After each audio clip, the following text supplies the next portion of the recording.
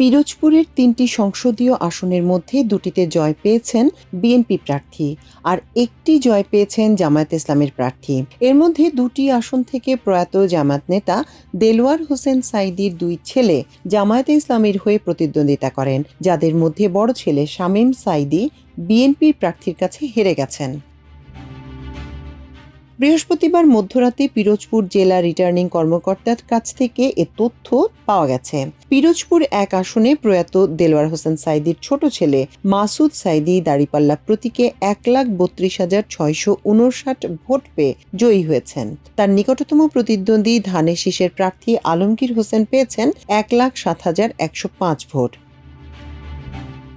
পিরোজপুর ২ আসনে বিএনপির ধানের শীষের প্রার্থী আহমদ সোহেল মঞ্জুর ১,০৫,১৮৫ ভোট পেয়ে বিজয়ী হয়েছেন। তার নিকটতম প্রতিদ্বন্দ্বী জামায়াতের প্রয়াত নেতা দেলোয়ার হোসেন সাঈদীর বড় ছেলে শামীম সাঈদী পেয়েছেন ৯৬,৮৯৭ ভোট।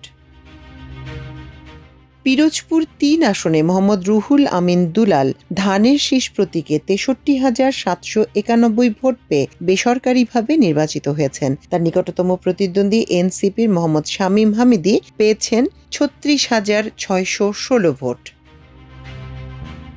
এদিকে খুলনা ১ দাকব বাটিয়াঘাটা আসনে বিপুল ভোটের ব্যবধানে বিজয়ী হয়েছেন ধানের শীষের প্রার্থী আমির এজাজ খান। তিনি নিকটবর্তী প্রার্থী কৃষ্ণ নন্দীর চেয়ে ৫০,৪৩৪ ভোট বেশি পেয়েছেন। ধানের শীষ প্রতীক নিয়ে আমির এজাজ খান পেয়েছেন ১,২০,০৯২ ভোট, আর নিকটতম প্রতিদ্বন্দ্বী জামায়াত ইসলামীর মনোনীত প্রার্থী কৃষ্ণ নন্দী পেয়েছেন ৬৯,৬৫৮ ভোট।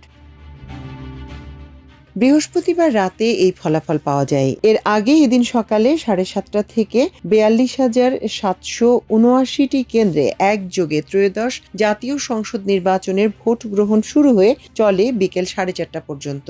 সংসদ নির্বাচনের পাশাপাশি এদিন দেশ জুড়ে গণভোটও অনুষ্ঠিত হয়। ইতিহাস সেরা ১২ই ফেব্রুয়ারির নির্বাচনে দেশের বৃহত্তম রাজনৈতিক দল বিএনপি ২/৩ আসনে ভূমিধস বিজয় নিশ্চিত করেছে।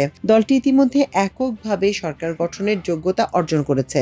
অপরদিকে তীব্র প্রতিদ্বন্দ্বিতাপূর্ণ এ নির্বাচনে জামায়াতে ইসলামী তার ইতিহাসে সবচেয়ে বেশি আসন পেয়ে সংসদের বিরোধী দল হওয়ার গৌরব অর্জন করেছে। কেন্দ্র থেকে ঘোষিত ফলাফল অনুযায়ী ২/৩ আসন পেয়েছে বিএনপি। স্বতন্ত্র প্রার্থীরা ৭টি আসনে বিজয়ী হয়েছে। বাকি আসনগুলোতে জামায়াতে ইসলামের নেতৃত্বাধীন ১১ দলীয় জোট বিজয়ী হয়েছে। সারা দেশ থেকে প্রাপ্ত তথ্যমতে গণভোটে হাঁ বড় ব্যবধানে জয়ী হয়েছে। নির্বাচনে ৭৫% বেশি হ্যাঁ ভোট পড়েছে বলে নির্বাচন কমিশন সূত্রে জানা গেছে। এদিকে কমিশনের সূত্র অনুযায়ী সংসদ নির্বাচনে ৬১% ভোট পড়েছে।